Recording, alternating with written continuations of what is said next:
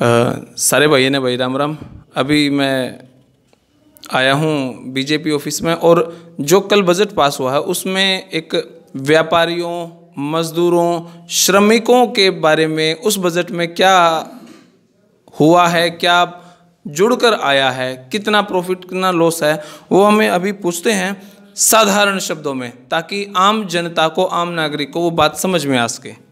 राम राम जी। राम राम जी।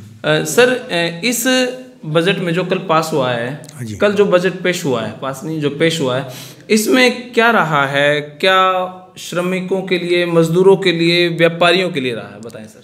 सबसे पहले तो मैं बजट में हमारे यशस्वी प्रधानमंत्री और वित्त मंत्री पीयूष गोयल जी को धन्यवाद देता हूं, जिन्होंने श्रमिकों के लिए पहली बार 3,000 रुपये माह पेंशन स्कीम लागू की है।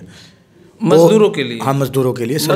मजदूर डेफिनेशन क्या है जी? मजदूर जो फैक्ट्रियों में और जो मजदूरी करते हैं, जिनकी आय 20,000 रुपये से कम है, उनके लिए 3,000 रुपये महीना पेंशन स्कीम लागू की है। और एक स्कीम और लागू की है, किसी कारणवश घर में कोई मजदूर मर जाता है, पहले उसको 2.5 लाख रुपए मिलते थे, अब 6 लाख रुपए मिलेंगे।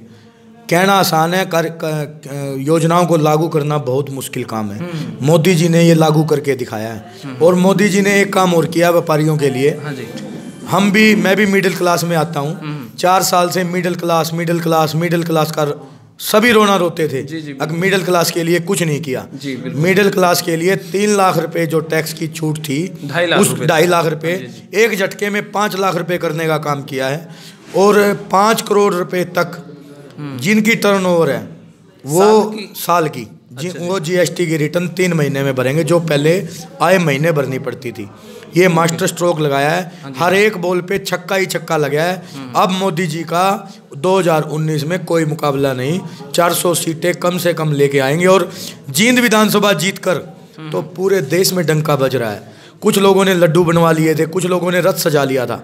जिन्होंने लड्डू और रथ सजाए थे, जिसका पहले रथ सज जाता है उसकी कभी भी रथ सज नहीं सकता। हमारे कार्यकर्ता आश्वस्त थे जीतने में, पर पहले हमारी कोई तैयारी नहीं थी।